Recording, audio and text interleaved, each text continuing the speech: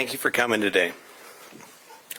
Last night, in conjunction with the Pennsylvania State Police, the Federal Bureau of Investigation, detectives arrested 28-year-old Brian Christopher Kohlberger in Albrightsville, Pennsylvania, on a warrant for murders of Ethan, Zana, Madison, and Kaylee.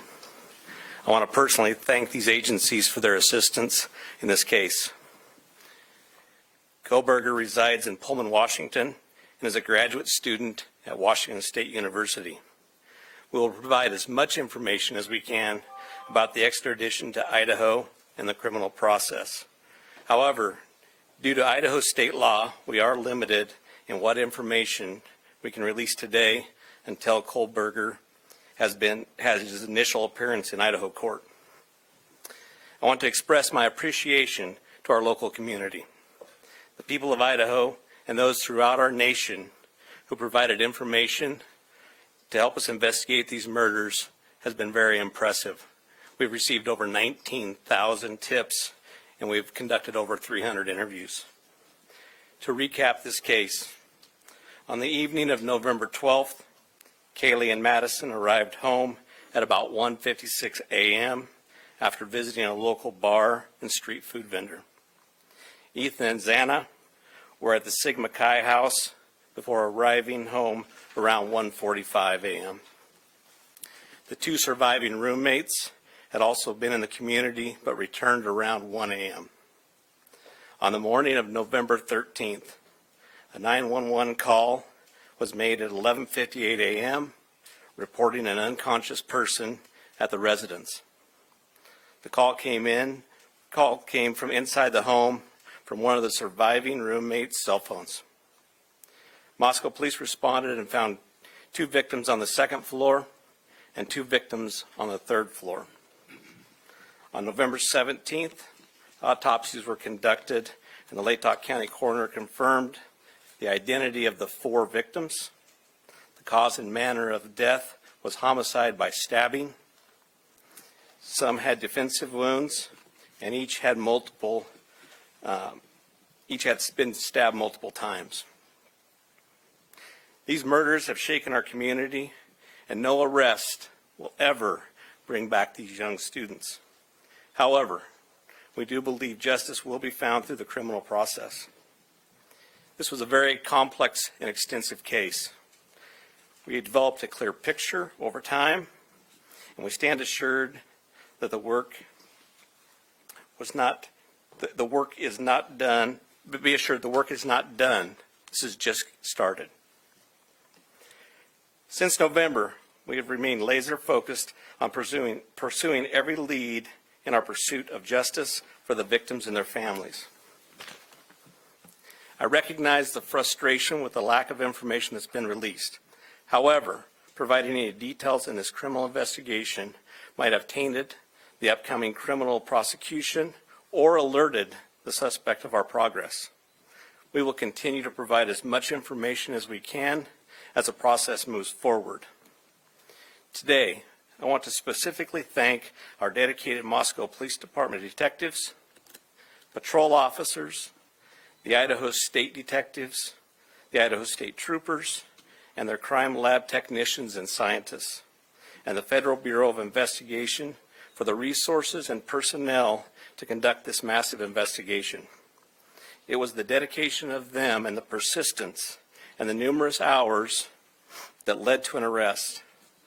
Fortunately, these highly skilled people worked together as a cohesive team to solve this case. I also want to thank our community and the nation. Over the past 6 weeks, I've been continually reminded of how much our community cares. Locally, public support has been exceptional with kind words, food for investigators, and letters of support. You will never know how much your words of encouragement help us through these trying times. I appreciate each of you and each of your kindness. Agencies and individuals from across the nation have reached out to us to express their support to this department. I'm reminded how our Moscow community, our families, and the nation has been impacted by this daily. Finally, I do want to thank our media partners for the help.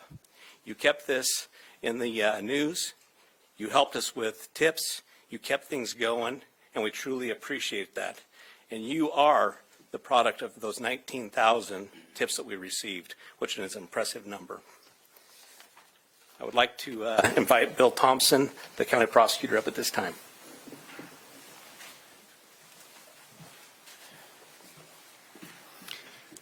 Good afternoon, folks. My name is Bill Thompson. I'm the Latah County prosecutor. And it's sad to be here, but happy to be here at the same time. As Chief Fry indicated, a criminal complaint was filed yesterday here in Latah County, charging the defendant, Mr. Kohlberger, with 4 counts of first-degree murder, in addition to felony burglary, which involves entering the residence with the intent to commit the crime of murder. Mr. Kohlberger, and let me preface, there is a pending case now in court, and I and my office and the investigators have to live with the restrictions that our Supreme Court places on pretrial publicity. That said, I promise you we will share with you, through the court process or otherwise, whatever we are allowed to. I just appreciate your patience on that. The factual basis for the charges are summarized in what's called a probable cause affidavit that is on file with the court.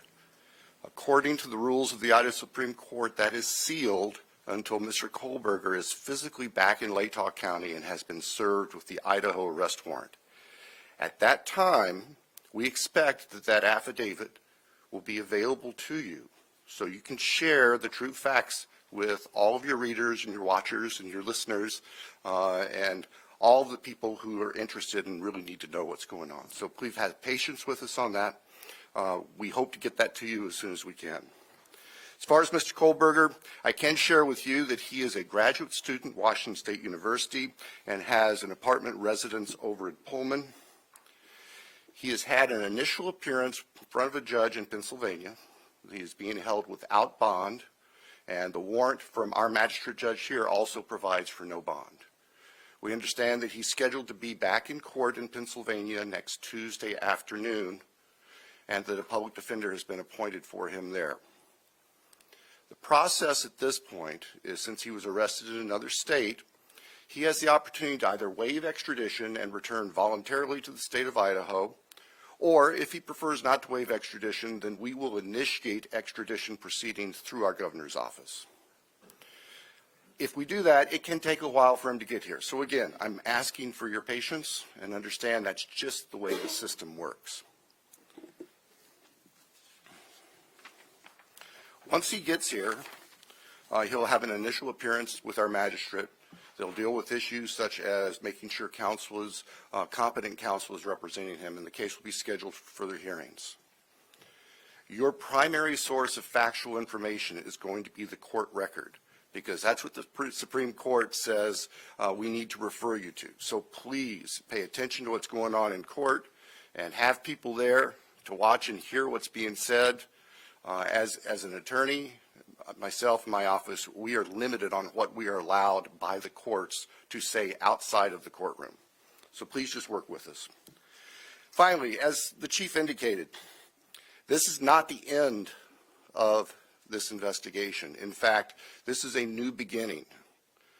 You all now know the name of the person who has been charged with these offenses. Please get that information out there. Please ask the public, anyone who knows about this individual, to come forward, call the tip line, report anything you know about him to help the investigators and eventually our office and the court system understand fully everything there is to know about not only the individual, but what happened and why.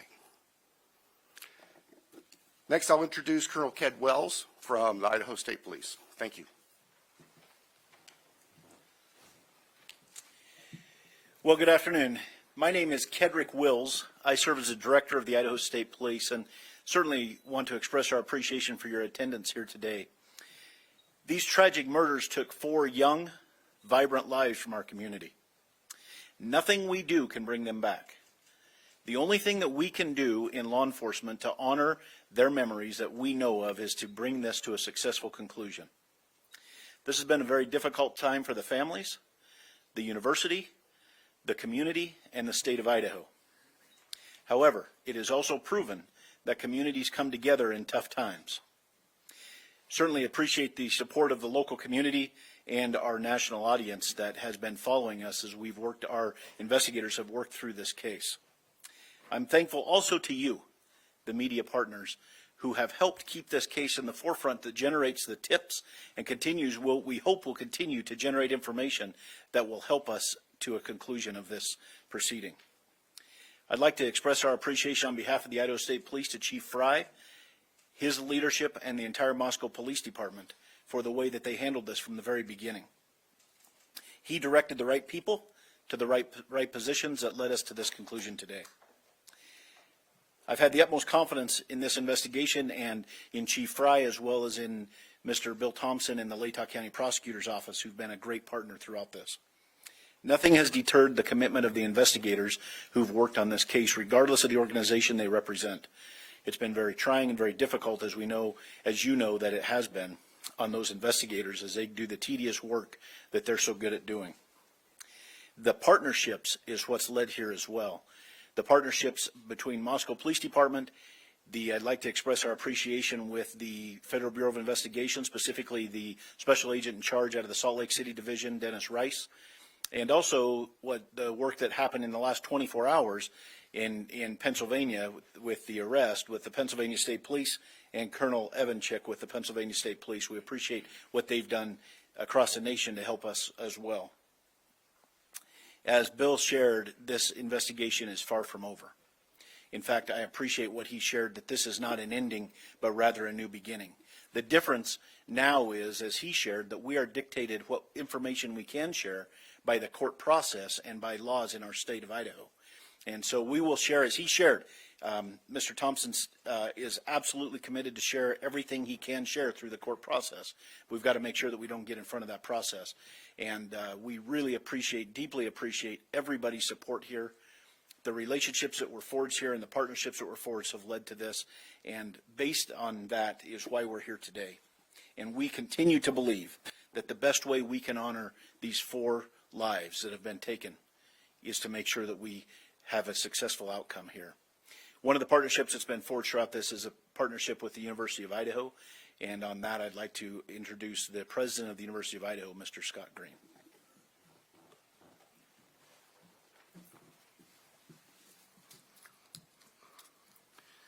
Thank you. Good afternoon. Scott Green, President of the University of Idaho. Today's news and arrest is a welcome one. It's a relief to our university, our community, and our extended Vandal family. The outpouring of support over the past 6 weeks helped sustain us during the most trying time. It provided the strength that helped us navigate the international scrutiny visited on our students and employees. We are truly thankful for the compassion and acts of kindness shown to our community. Kindness is contagious, and it provided the light that reclaimed ground lost to evil and darkness. We first want to acknowledge and thank Governor Little for the early promise of financial support that enabled the university to secure our campus and focus on helping our students and our employees in the wake of the crimes. We also appreciate the Idaho State Police and the highly visible security presence that brought comfort and calm to a community shocked and confused by the senseless crimes. We never lost faith that this case would be solved and are grateful for the hard work of the Moscow Police Department and their law enforcement partners. Vast and committed FBI resources brought important expertise to this complex case. Across the board, dedicated, highly competent personnel worked this case to arrest. This crime has nevertheless left a mark on our university, our community, and our state. While we cannot bring back Maddie, Kaylee, Zaina, and Ethan, we can thoughtfully and purposefully carry their legacy forward in the work that we do. Our students come first, and that was proven each and every day of this investigation. We are committed to safely delivering the college town atmosphere, campus experience, and high-touch quality education for which the University of Idaho is known. With time, we will heal. We will move forward together, and we will remain Vandal strong. With that, I'd like to turn it back over to Chief Fry.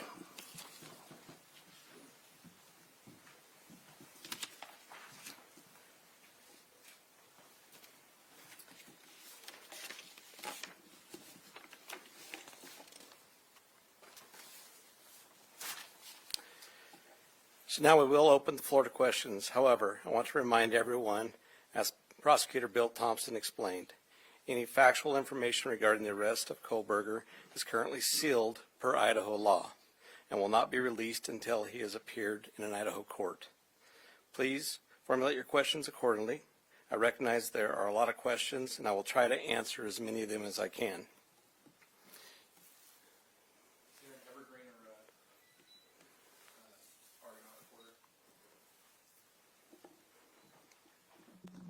Lauren Patterson, Northwest Public Broadcasting, Spokane Public Radio. I realize the records are sealed. I guess I'm not too familiar with how it works, but can you tell us what tip, what lead, what piece of evidence really led you all the way from Idaho to the suspect in Pennsylvania? As I've said in the past, that's part of our investigation, and we won't be releasing that at this time. We will have those answers. We'll have them as soon as we can make those available to you. Then a quick follow-up and a two-parter. Is our community safe, or is law enforcement still on the search for other suspects who might be involved in this attack? What I can tell you is we have an individual in custody who committed these horrible crimes, and I do believe our community is safe, but we still need to be vigilant, right? We still have talked about this in the past. We always need to be aware of our surroundings and make sure that we're aware of what's going on.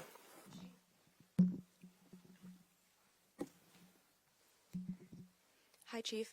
How soon into the investigation did police and law enforcement begin to spot Mr. Kohlberger as a potential suspect? And a follow-up, how many tips, if you can say, were specifically related to Mr. Kohlberger? To the tip part, honestly, I can't answer that question, so I'm not even going to speculate on that. On the other part, that's part of our investigation, and it will come out. I'd like the mic to please come right over here. Thank you. Dana Griffin with NBC News. Can you confirm that Kohlberger asked whether or not anyone else had been arrested when he was in custody? I cannot confirm that, or I'm not sure of that information, but that would still be a part of our investigation. Did CODIS initially return any hits on this guy? That's still part of our investigation. That will come out. If we could get somebody over here, please. And then one final question. Is there any message to the online sleuths who slandered and harassed people who they believed were responsible? There was a lot of speculation going on, and we've always said from the very beginning that we're the official message that comes out, and to pay attention to what we're putting out there to the press. I'm Nancy Liu with News Nation, and we were over at the house this morning, and you told us that the remediation would begin today. It was suddenly stopped. Can you tell us why? Yes. The house cleanup has been halted, and that came by a legal request from the court. Christina Corbin, Fox News. Chief, have you identified a motive? That is part of the investigation, and that will come out as we continue the investigation. But what we still ask is for people to continually send us things in the tip line. We are still looking for more information. We're still trying to build that picture, just like we have stated all along. We're putting all the pieces together, and that will help.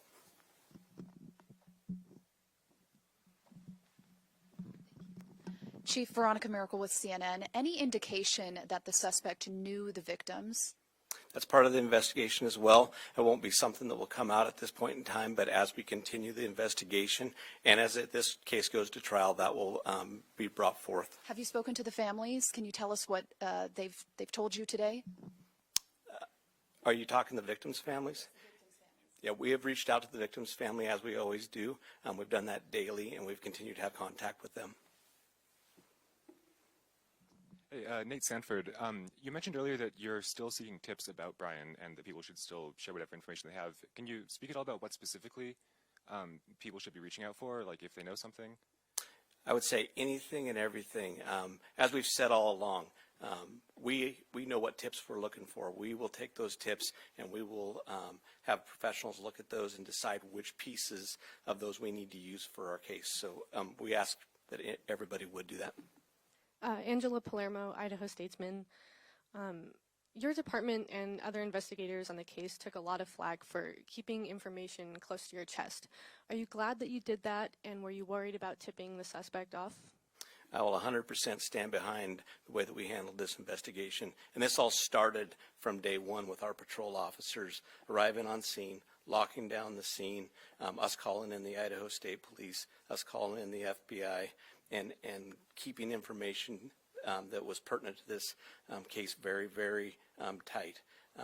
We want to have a situation where when this goes to trial, there is no doubt that we've done everything right, and we've slowed down, and we've continued to slow down, and we'll continue to do that. Hey, Chief. Have you guys found the murder weapon or the Hyundai Elantra? So we are still looking for all pieces of evidence, but we are still looking for the weapon. And I will say that we have found an Elantra. Stephanie Becker with CNN. Can you tell what it was like when you got the phone call when the police told you that they had your suspect? I can tell you, for a lot of law enforcement, it was a fairly sleepless couple of days as we were leading up to everything that we were doing. But what I can tell you is I have faith in those agencies across the nation. I have faith in our officers. I have faith in the FBI, and they did a great job. But sure, there was some times, even throughout the day, that we were always concerned. Hi, Chief. Danya back at CBS News. Can you talk a little bit more about the suspect's connection to Pennsylvania? All I know is that he lives in Pennsylvania. Chief Guy Tannenbaum from Nonstop Local KHQ in Spokane. More about the Elantra. We saw reports that you mentioned that you recovered an Elantra, but can you specify where that was found? And we know that that was one of the biggest pieces of information you were asking from the public to tip. Were you able to provide an information on whether those tips led to this seizure of an Elantra? That's still part of the investigation that will come out in the future.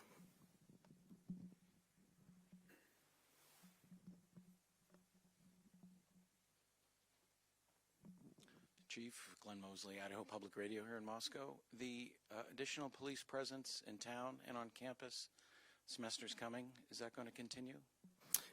You will continue to see state troopers in the area. You know, we're talking to Latah County as well. You will see a presence of us that we're always have up on campus. We have assigned officers to that. So you will continue to see a law enforcement presence. I'm going to take two more questions. Hi, Chief. Julie Scott, ABC News. Can you tell us if you eventually had a license plate number to the Elantra and how you tracked it to Pullman? That's still part of the investigation that will come out.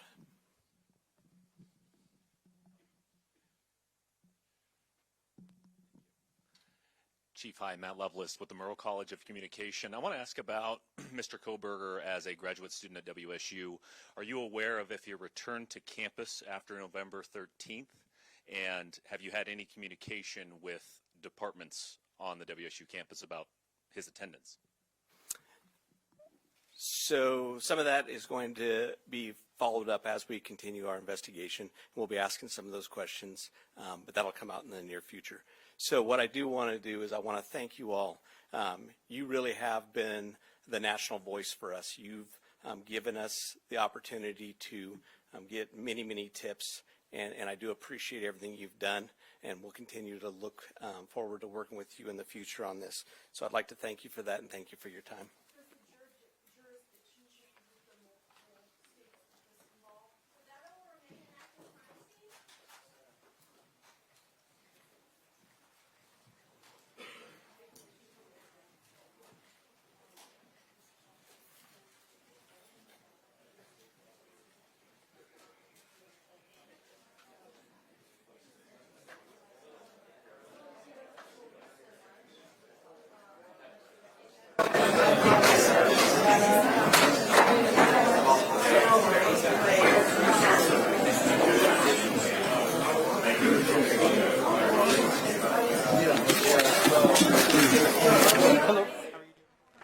Same IFB, I'm going to assume. Yep.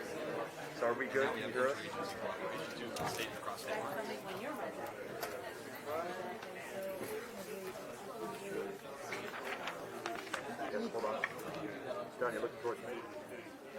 Hi, I can hear you. 1, 2, 3, 4, 5, 6, 7, 8, 9, 10.